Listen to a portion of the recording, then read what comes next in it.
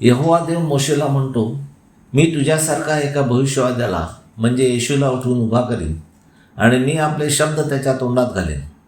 यशाया 7 ओवी 13-16. येशू ख्रिस्ताच्या जन्माविषयी भविष्य. यहोवा देवाने यशाया भविष्यवाद्यामार्फत येशू ख्रिस्ताविषयी भविष्य सांगितले. अहो दाविदाचे घराणे हो, आता तुम्ही एका मनुष्याला कंटाळा आणणे हे तुम्हाला हलके वाटते काय? म्हणून तुम्ही माझ्या देवालाही कंटाळा आणता काय? यशाया म्हणतो, याकरता प्रभू यहोवा स्वतः तुम्हाला चिन्ह देतो. पहा, कुमारी गर्भयुक्त होईल आणि मुलाला जन्म देईल. त्याचे नाव इमॅन्युअल म्हणजे आमच्या संगती देव असे होईल. जे वाईट ते टाकायला व जे चांगले ते निवडायला त्याला समजू लागेल तोपर्यंत तो लोणी व मध खाईल. कारण वाईट ते टाकायला व चांगले ते निवडायला त्या मुलाला येशूला समजू लागेल.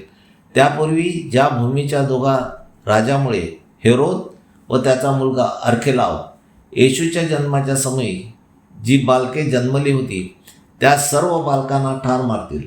त्यामुळे ती भूमी व्याकुळ होईल व ती लोकांनी टाकलेली अशी होईल. येशू ख्रिस्ताचा दैवी जन्म. मत्ते 1 ओवी 18-25. येशू ख्रिस्तच्या जन्माविषयी यहोवा देवाने यशाया भविष्यवाक्यामार्फत जे सांगितले होते त्याप्रमाणे यहोवा देवाने घडवून आणले.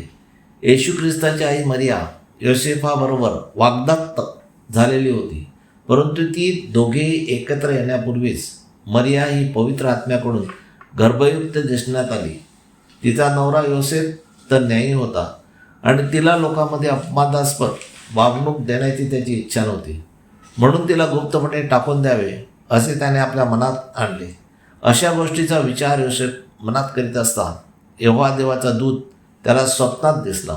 तो म्हणाला, योसेफा, दाविदाच्या पुत्रा, मरियेचा अंगीकार करण्यास भिवू नको, कारण तिच्यामध्ये जे संभवले आहे ते यहोवा देवाने पवित्र आत्म्याकडून घडवून आणले आहे. ती मुलाला जन्म देईल. त्या मुलाचे नाव तू येशू असे ठेव, कारण तोच सर्व जगाला त्याच्या पापापासून तारेल. तो मानवजातीचा मुक्तिदाता आहे आणि हे सर्व त्याच्यासाठी झाले आहे की यहोवा देवाने यशाया भविष्यवाक्यामार्फत सांगितले होते ते पूर्ण व्हावे. त्याने म्हटले होते, पहा, कुमारी गर्भयुक्त होईल व मुलाला जन्म देईल आणि त्याचे नाव इमॅन्युअल असे ठेवतील. या नावाचा अर्थ आम्हा संगती देव असा आहे. अनुवाद 18 ओवी 18. यहोवा देव मोशेला म्हणतो, मी त्याच्या भावामधून तुझ्यासारखा एका भविष्यवाद्याला म्हणजे येशूला उठवून उभा करीन आणि मी आपले शब्द त्याच्या तोंडात घालीन आणि मी त्याला आज्ञा करीन ते सर्व तो त्यांच्याशी बोलेल. आणि असे होईल की यहोवा देव म्हणतो, येशू ख्रिस्त माझ्या नावाने बोलेल ते शब्द जो कोणी ऐकणार नाही त्याच्याजवळ मी त्याचा हिशोब मागून घेईल. हजारो वर्षापूर्वी यहोवा देवाने जे भविष्य सांगितले होते ते पूर्ण करण्यासाठी त्याने मरिया व योसेफाला निवडले.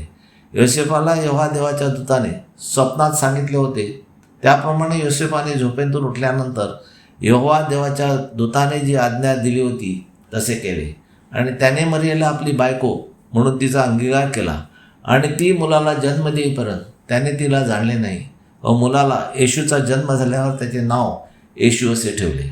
बायबलमध्ये जुन्या करारामध्ये यहोवा देव हजारो वर्षानंतर काय करणार आहे ते भविष्यवाक्यामार्फत लिहून ठेवले आहे व तो ते पूर्णत्वात आणतो. म्हणून येशू ख्रिस्त म्हणतो, माझ्याबद्दल शास्त्रलेखामध्ये जे भविष्यवाक्यामार्फत लिहिलेले आहे ते सर्व पूर्ण झाले पाहिजे. म्हणून येशूला मानवजातीच्या आजारमुक्तीसाठी फटके मारले व त्याला पापाच्या मुक्तीसाठी क्रूसावरून रक्त सांडले. त्यानंतर येशू ख्रिस्त योहान अध्याय 19 ओवी 28 मध्ये म्हणतो, आता सर्व गोष्टी पूर्ण झाल्या आहेत. हे जाणत असता यहोवा देवाने केलेला शास्त्रलेख पूर्ण व्हावा म्हणून म्हटले, मला तहान लागले आहे. व त्याला आम दिल्यानंतर म्हटले, संपूर्ण झाले आहे. म्हणजेच यहोवा देवाने दिलेल्या आज्ञा तंतोतंत पाळून त्याने आपला आत्मा यहोवा देवाच्या हातात सोपवला. यहोवा देवाने मानवजातीच्या उद्धारासाठी येशू ख्रिस्ताला मुक्तिदाता म्हणून पाठवले. म्हणून यहोवा देवाचे आभार मानूया. तसेच येशू ख्रिस्ताने यहोवा देवाच्या आज्ञा तंतोतंत पाळून आपल्याला आजारामुक्त व पापापासून मुक्ती दिली. म्हणून येशू ख्रिस्ताचे आभार मानूया. हालेलुया, आमेन. यहोवा देवाचा सेवक Anthony John Perera builders. Praise God. Hallelujah.